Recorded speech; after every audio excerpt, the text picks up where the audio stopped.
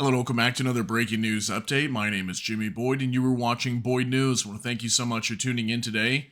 I've got some information coming out from Ukraine to share with you. I want to talk about the Kharkiv region and give you an update on what's going on over here. Now, I will admit that I am a little late to the party on this report, but I want to share it with you because I think it's very important news to understand. So far, what we're hearing is that around Vovchansk, I've been talking about this city for a very long time. It's been completely destroyed. It's actually more of a town. There was roughly around 17,000 people that lived there. There's very few people there remaining now, and this town is completely destroyed.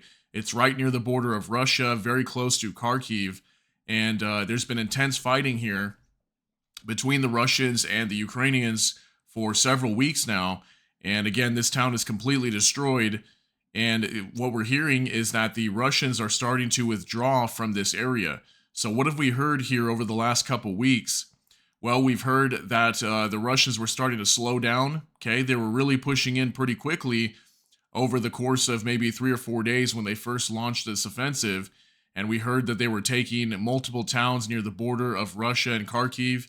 And then soon after that, that's when Ukrainian reinforcements went up in that area. Then we heard that Ukraine was running out of reserves to back their troops in that region. And then from there, that's when we kind of started to see Russia stall out. Now, the fighting was very intense in that area for a very long time. Kharkiv has come under attack many times by, by missiles, bombs, things like that. And I've reported on that many times. But the fighting here has been very, very intense. But it looks like the Ukrainians were able to prevail for the most part here and hold Russia back based on what we're hearing. So this is obviously big news if Russian forces are starting to withdraw from this region, because this is the second time, as far as I know, that they've tried to attack Kharkiv and it hasn't gone good for them. So I'm not sure what exactly their objective was. I'm not sure if they were actually expecting to be able to make it to Kharkiv, or if maybe this was just some sort of event where Russia was trying to pull troops away from the east, like over in the Donetsk region or the Donbass. Maybe this was an attempt to try to spread the war to kind of thin out Ukraine's defenses along the eastern side, so that way maybe they could start to push through. But from what we're hearing, that didn't seem to work if that was the objective here. So I've got some information I want to go over with you today. We're going to talk a little bit about this report, and then I've got a couple things to show you on X to give you some updates on the situation on how Ukraine is doing on the ground right now and why possibly the Russians are withdrawing. Okay, it may be some more reasons why. We'll talk about that here in just a moment. But let's go ahead and get right into this. I've got an article here on Yahoo News, originally from the Telegraph. And usually I'll read these on Yahoo News because unfortunately on Telegraph you have to be like a member on their website in order to even read majority of their articles. So Yahoo News tends to cover it as well, and they'll pretty much cover the same thing. So it says here, Russia withdraws troops from town near Kharkiv after becoming bogged down. So apparently they were bogged down, and they were moving very slowly, and we were hearing that too. We actually heard that the Ukrainians were starting to take over a majority of Vovchansk. I don't know if they completely liberated it, but they were pushing forward quite a bit in that area, and they were starting to take over a majority of the town last I heard, and this was an update maybe about a week or two ago. So this came out on Sunday, actually, June 23rd. Russia's withdrawing some of its forces from Vovchansk after becoming bogged down in the now destroyed town northeast of Kharkiv, the Ukrainian military has said. A spokesman for Ukraine's Kortitsia military group said that the Russian forces had also been pulling back from the border villages of Lipitsy and Taik.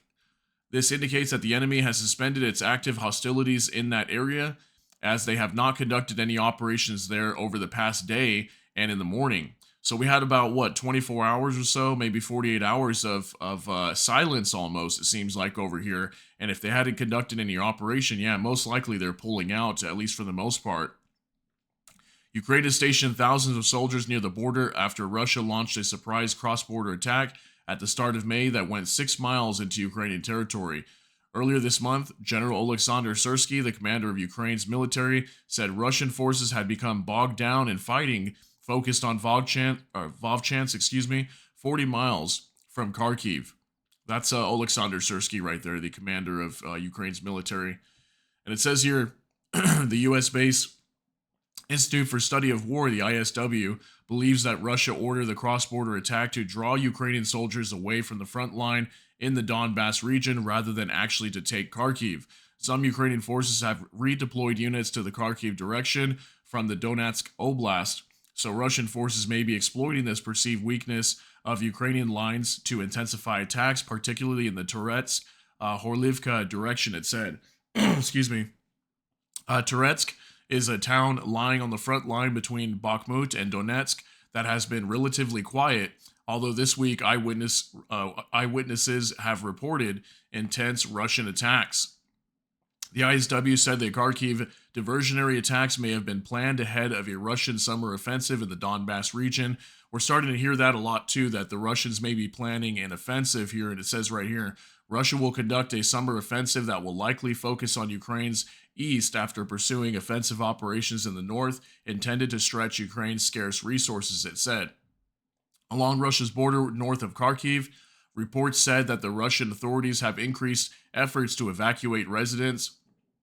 This area has come under intense fire since the U.S. gave Ukraine permission for limited strikes against targets in Russia at the end of last month to stop the Kremlin from using the border area as a safe staging zone to prepare its forces for attacks into Ukraine. So I wonder if the fact that Joe Biden gave Ukraine the go-ahead to start striking targets inside Russian territory, I wonder if this had a lot to do with that, because we really started to hear that they were bogging down even more. Excuse me. Sorry, guys, my voice is still not good, but we're working on it. But yeah, if you know, I wonder if this really helped out. Okay, it seems like it did. The fact that Joe Biden was like, "Hey, go ahead and start striking the Kharkiv region inside of Russian territory to slow down these units that are trying to move into Ukrainian territory." Also, you know, these air defense systems that were getting taken out in the area. I wonder if what we were hearing is that Russia was just really getting smashed here, and maybe they really were slowing down their push, and that's probably why we're seeing the Russians pulling out. But again, this information is stating that the Russians are withdrawing partially. Okay, they aren't completely pulling out from the area, but they are withdrawing some troops. So I'm not sure if they're expecting another offensive in another area or what might be. But again, we've been hearing lots of reports that there could be an offensive on the east side of the country near the Donbass region sometime this summer, so very soon. So I'm going to cite this down below. You guys can read some more of this if you want to. There's more information here if you want to check it out. But that's the bulk of it when it comes to this whole withdrawal here from the Vovchansk region, or the Vovchansk area, excuse me. And I covered a lot of this when it first happened, when the Russians first attacked Vovchansk and the Kharkiv region. Vovchansk was one of the first cities there, or towns, that they had to start evacuating because it was one of the larger cities on the Russian border there. And like I said, there was something around like 17,000 people that they had to evacuate from that town. And it got hit hard at the very beginning. So it looks like things might be starting to slowly wind down over here. And that's good for Ukraine if they were able to hold back the Russian forces in this area. And they're probably wondering where the Russians are going to strike next. So they'll probably be pushing more on the eastern side of the country once again. So I've got a couple other things to show you just how different it is on the front line for Ukraine now, and why they may be able to hold the Russians back. And we've seen this continuously over the last few weeks, that, like I said, in the Kharkiv region where they were really starting to slow down. Then we had this report here that they were being bogged down and they weren't able to push much further near Vovchansk in the Kharkiv area, okay? So let's take a look at these real quick. These are on X. This is from Max24. It says, Russian military correspondent Sladkov complains that the situation at the front has changed dramatically. If 3 days ago, there were 10-to-1 Russian shots more than the AFU. Now, for every 3 Russian shots, there were 20 shots from the AFU. So what were we hearing for the longest time? Right before this major military package got passed for Ukraine for the United States, it was like 60 plus billion, held up in Congress for like 3 or 4 months, I want to say. We were hearing from Ukraine that they were outgunned like 10-to-1, okay? It was like for every 10 shells that Russia was firing, it was only 1 shell coming from Ukraine, and they had to be very, they had to be very conservative with the amount of ammo they were firing every day. They were limited to like something like 2,000 shots a day of artillery. And now they've got so much that apparently Yeah, for every 3 Russian shots, there's 20 from Ukraine. So this is huge. Definitely, Ukraine's got a lot of weaponry now, and I'm sure Russia's probably over here thinking, like Vladimir Putin's over here thinking that they should have taken advantage of this while Ukraine was weak. And I actually thought that was going to happen at the time when we were reporting that Ukraine was very low on ammo. Okay, they were very dangerously low on everything. And they were repeatedly warning the West that they needed more weaponry. Volodymyr Zelensky, the president, that is, he was coming out many times and saying that they needed more weapons, and now it looks like it's complete opposite. So now we're hearing that Ukraine's got the upper hand here. So here's another report here from Nexta as well. Ukraine has managed to overcome shell famine on Reuters. A commander of one of the AFU units told journalists earlier, ammunition was strictly rationed, which gave the Russian infantry the opportunity to act more aggressively. Now the Ukrainian troops can fire at enemy at full strength. At the same time, the AFU has other problems. In particular, servicemen note an acute shortage of military personnel. So it looks like that's still a problem for Ukraine, that they're short on military personnel. But at the same time, that's good for them. Now they've got more artillery shells to hold the Russians back.